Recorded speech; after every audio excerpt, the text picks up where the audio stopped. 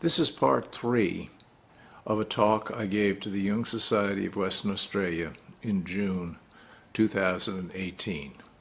Links to part 1 and 2 are in the description below. Before looking at Jung's encounter with the soul in the Red Book, it is important to understand how the relationship between men and women differed in his time. To put Jung in perspective, I will compare him with two near contemporaries, Nietzsche and Husserl. Nietzsche, like Jung, was a visionary who questioned Western civilization to its very roots, but had an entirely different view of both women and the feminine. In his Birth of Tragedy, Nietzsche talks in terms of the Apollinean and the Dionysian, which are closely analogous to what Jung called the masculine and feminine principles. Nietzsche felt that the Enlightenment had overemphasized reason with the Apollinean, but his idea of the compensating force, the Dionysian, was the loss of self in ecstasy, orgy, and destruction. Nothing, however, is ever simple with Nietzsche. He grew up a sickly child in a household of women and was tragically unlucky in love, and still said many things, both positive and negative, about women.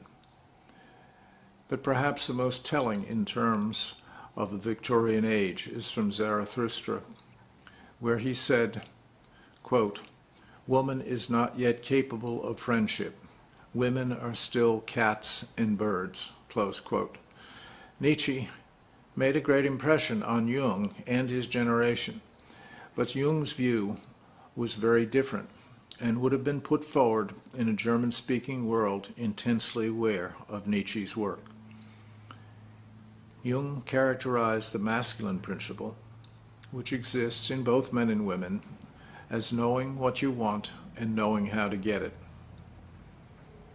He characterized the feminine principle, which again exists in both men and women, as eros, the principle of relatedness.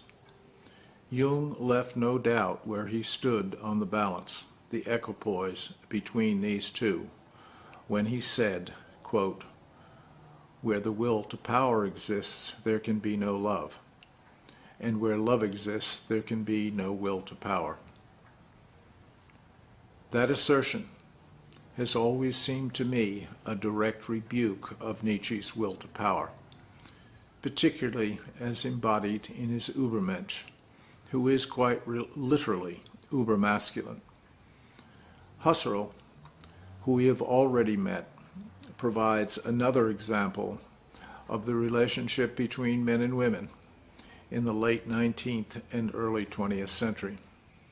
Here again I take up the story from Tugus's account. Edith Stein, over the objections of her middle-class Jewish family, went to study with him in 1903, and in 1916 produced a 3-volume doctoral dissertation, which she sent off to him. Husserl kept putting off reading her dissertation for so long that his wife began to remind him of his duty. Soon after Stein eventually received her doctorate, Stein asked if he would like her to be his assistant, and he joyfully accepted.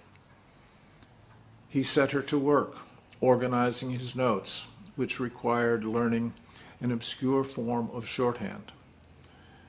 She not only organized his notes, but also wrote them up in publishable form. But once more, he could not look at her work. It seems to me from this distance that he was not a misogynist. He was just tragically incapable of collaborating with a woman. In her own right, Stein was one of the great minds of the 20th century, both as a philosopher and later as a mystical Carmelite nun, who was nonetheless executed at Auschwitz for being Jewish, and was later sainted as a martyr of the Catholic Church. Husserl was probably closer to the norm of his time. It was Jung who was the exception. Dr. Liliane Frey-Rowan, in a 1978 interview with Maggie Anthony, in her 2017 Salome's Embrace, the Jungian Women, puts it this way, quote, women were still thought to be without souls. Few creative men during the first half of that century took women seriously at all. Still less would men willingly take them on as collaborators or assistants as Jung did, though they might just find them useful as muses. Close quote.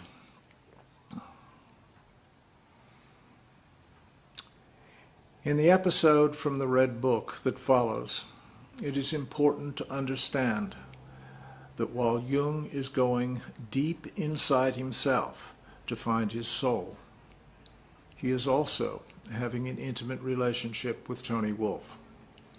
While Albright's book gives us a broad overview of most of the women who collaborated with Jung, Nan Savage Healy's 2017 scholarly and thorough biography of Toni Wolff goes into Wolff's life in depth, and perhaps for the first time allows us to see her more fully in her own right. Of the critical time for both of them, she writes, quote, when he fell into the terrifying depths of his turbulent vision, Jung turned to her because he knew that she was the one individual who could help him navigate the dark maze of his inner fantasies. She provided the psychic compass to ground him as he faced a psychological disorientation so compelling that he would later describe these years as the most important in my life. In them, everything essential was decided. She helped comprehend their meaning.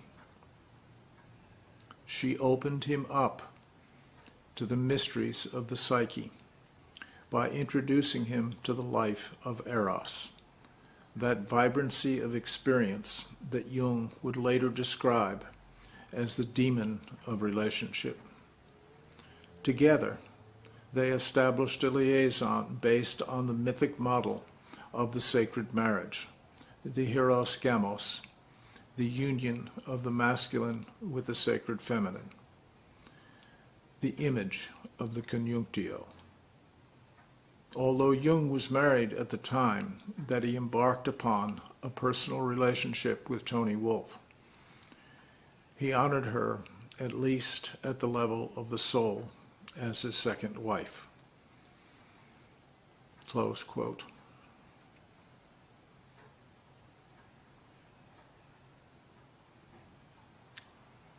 Jung opens the Red Book with the words, meine Seele, wo bist du? My soul, where are you? On November 12, 1913. 2 months later, he finally is introduced to her in January 1914 and meets her as the biblical Salome, together with the Old Testament prophet Elijah. It was not the wonderful reunion he anticipated. Here I quote from the Red Book. Elijah, I am Elijah, and this is my daughter Salome. I, or Jung, the daughter of Herod, the bloodthirsty woman. Elijah, why do you judge so?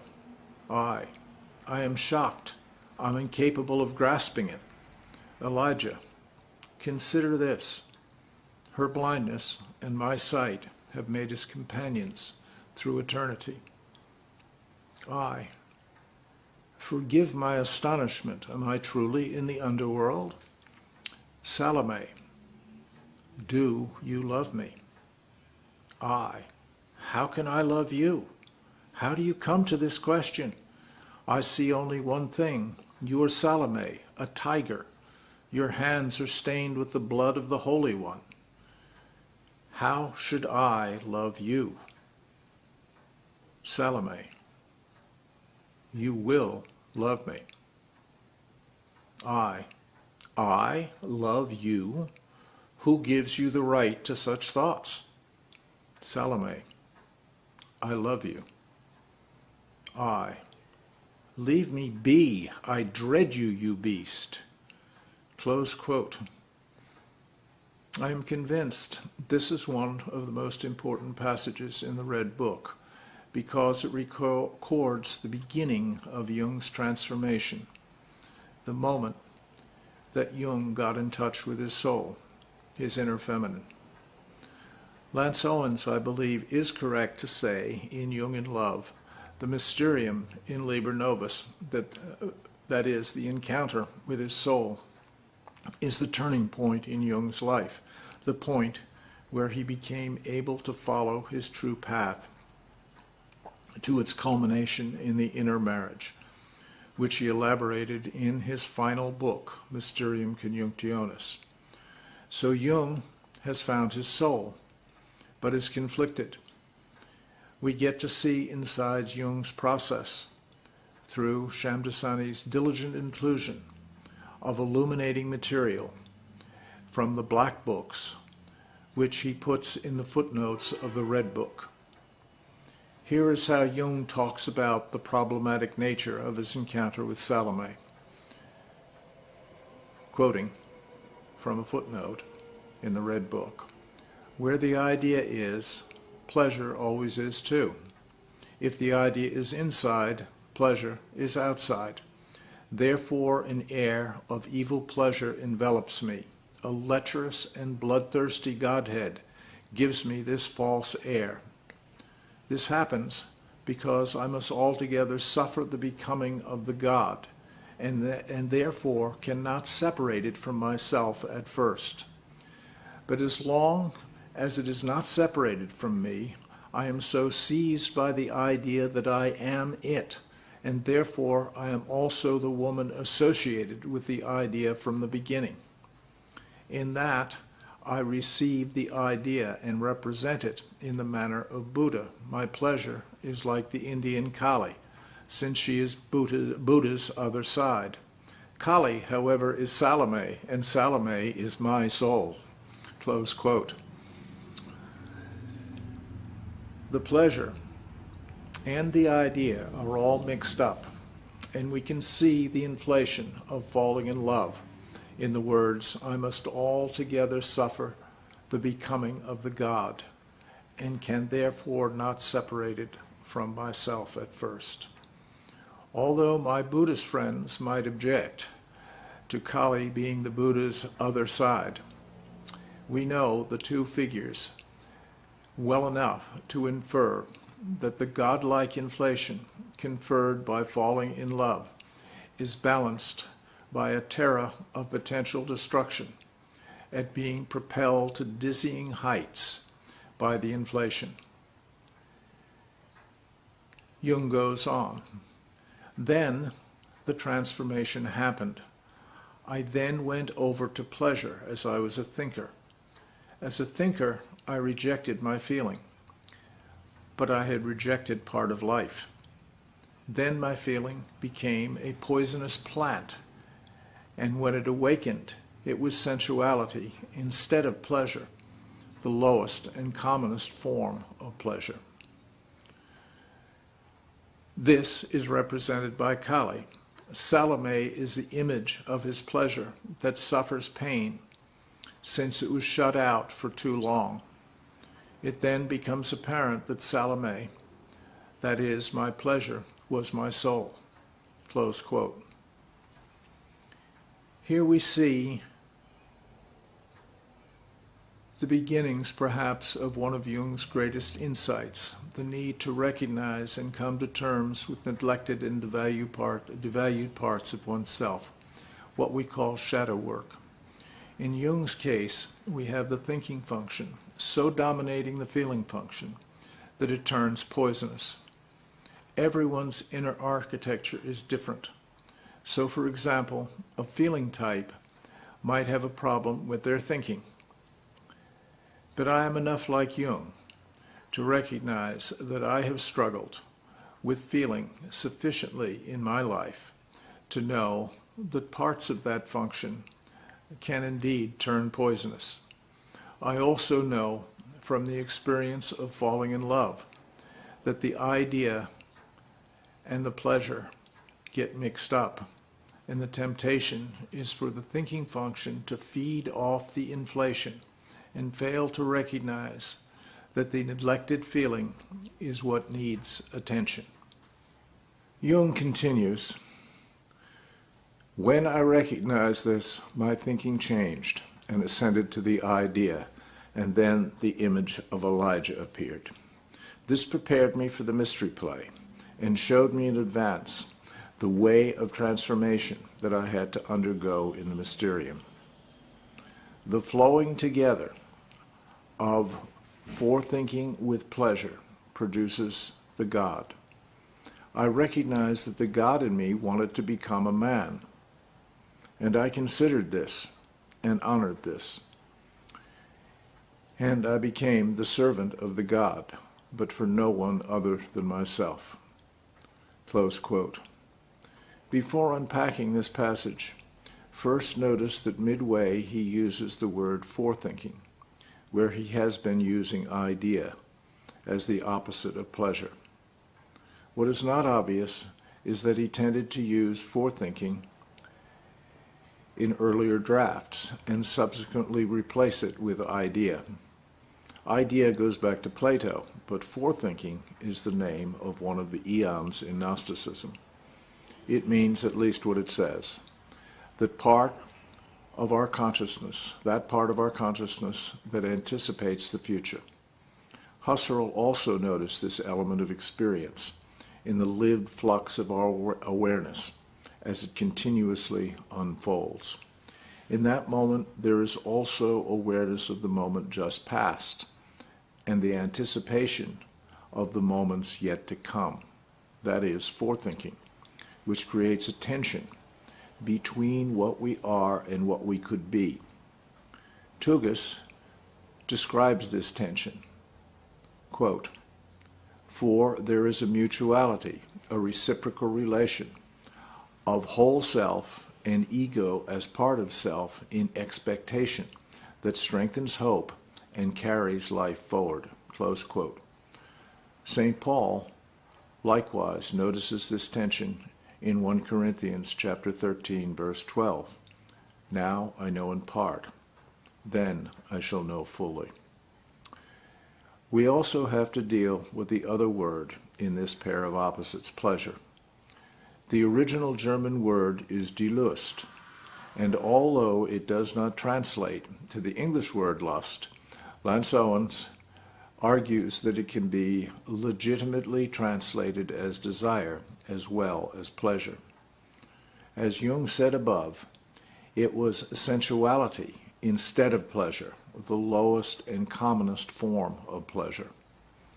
More generally, we can see how neglected parts of ourselves tend to remain undeveloped and also tend to block development generally until we become aware of them and begin to transform them. If we substitute forethinking for idea in the first sentence of this last passage from Jung, then the third sentence makes more sense. The replacement of idea with forethinking is underlined in the slide. Once he frees his thinking by coming to terms with his desire, he can anticipate the future. Thinking becomes forethinking and anticipates the culmination in the alchemical intermarriage of masculine and feminine. But notice that instead of identifying with the God, which is deadly inflation, he listens to the God who wants him to become a man, who then can become a servant of the God. This process is transformative precisely because the individual person comes into a much improved alignment with their own development. Instead of inflation and disaster, the way is prepared for a real human future of growth and fulfillment. I think, and this is speculative, that by accepting his humanity, by becoming a man, Jung is obliquely referring to the fact that he only found his soul, as he put it, through the woman. And I think there he's referring to Tony Wolff. Finally, notice that Jung recognizes that he becomes a servant of God for no other than myself. He emphasizes this immediately after in a corrected draft by adding, quote, "It would be madness and presumption to assume that I also did this for others," close quote. Again, this is forethinking and points to a basic truth of the human condition, that the most fundamental spiritual steps we take are for ourselves. The paradoxical tension between the work of the ego must do alone, often in great difficulty, in order to approach the higher self, that more typical and therefore more collective figure. Let's turn back to the interaction with Elijah and Salome. My thought world was for me more word than world. I thought of my thought world, it is I. And Elijah responds, do you say to your human world and every being outside of you, you are I? I stepped into your house, my father, with the fear of a schoolboy, but you taught me salutary wisdom. I can also consider my thoughts as being outside myself. That helps me to return to that terrible conclusion that my tongue is reluctant to express. I thought that Salome loves me because I resemble John or you. Elijah is silent. Heaviness lies on me. Then Salome steps in, comes over to me, and lays her arm around my shoulder. She takes me for her father, in whose chair I sat. I dare neither move nor speak. Close quote.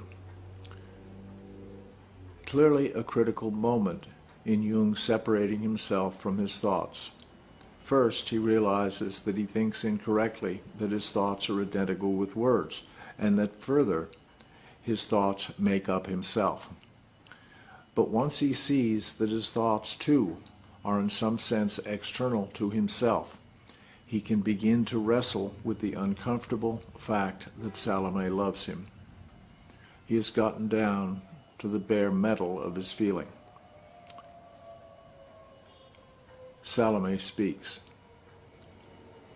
I know that you are not my father. You are his son, and I am your sister. I? You, Salome, my sister? Was this the terrible attraction that emanated from you? That unnameable horror of you, of your touch? Who was our mother? Salome. Mary. I. Is it a hellish dream? Mary, our mother? What madness lurks in your words? The mother of our Savior, our mother? When I crossed your threshold today, I foresaw calamity. Alas, it has come. Are you out of your senses, Salome? Elijah, protector of the divine law, speak. Is this a devilish spell cast by the rejected? How can she say such a thing? Or are both of you out of your senses? You are symbols, and Mary is a symbol. I am simply too confused to see through you now. Elijah, you may call us symbols for the same reason that you can also call your fellow men symbols, if you wish to, but we are just as real as your fellow men. You invalidate nothing. and solve nothing by calling us symbols. I. You plunge me into a terrible confusion. Do you wish to be real? Elijah. We are certainly what you call real. Here we are, and you have to accept us. The choice is yours. Close quote. The unconscious has served up a shocking revelation. Salome is his sister, which I take to mean that even as he recognizes that his thoughts are in a certain way outside him, he learns that his desire, his pleasure, is inside him. Then he is told that Mary is his mother. Here is Jung's reaction from the footnotes. Quote, I recognized the father because I was a thinker, and thus I did not know the mother, but saw love in the guise of pleasure and called it pleasure, and therefore this was Salome to me. Now I learn that Mary is the mother, the innocent and love-receiving. I must sacrifice my intellect and confess to you that what I told you about pleasure, namely, that it is the principle opposed to forethought, is incomplete and prejudiced. I observed as a thinker from the vantage point of my thinking. Otherwise, I could have recognized that Salome, as Elijah's daughter, is an offspring of thought and not the principle itself, which Mary, the innocent virgin mother, now appears as. Close quote. I believe this is the critical turning point where Jung clearly gets thinking and feeling into right relationship. He sees the prejudice, the one-sidedness of his own thinking function. Then the feminine principle transforms from his desire into the transcendent feminine, here in the figure of Mary. This was the experience where Jung found his foundation, his treasure in the field. This encounter with Salome in the Mysterium is the beginning of the process he would call the inner marriage, and write about in the final volume of the collected works, Mysterium Conjunctionis.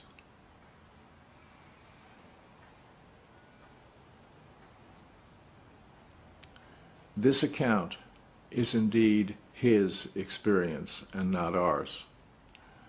But for those of us who try to do this work inside ourselves, the Red Book provides concrete examples of Jung's lived experience and his preliminary understandings of them that underpin his theory of human development, as elaborated in the collected works. To those who want to take up an apprenticeship in Jung's process of individuation in our own lives, the publication of the Red Book is like the moment the Master invites us into the workshop to witness, as James Joyce put it, the actual forging in the smithy of the soul. To summarize, I am arguing that there is a category of lived experience that the West has ceased to believe exists for very understandable reasons. That, as Jung puts it, quote, because the world entered into an era where one should believe only what one knows. That is difficult enough, but it is also a remedy for the long sickness that arose from the fact that one believed what one did not know. Close quote. Nietzsche recognized that sickness, but provided no lasting cure. Jung saw that sickness at the beginning of World War I and intuited that healing was possible. Because the certainty of scientific knowing utterly disrupted belief in the old religious ways of knowing that gave life meaning and made it appear empty. Jung is telling us we have to look inside ourselves to find a foundation from which a whole human life can be lived. And that the old stories, myths, and religious traditions which remain within us must be tested and validated in our lived experience if they are to be rescued from irrelevance. Thank you.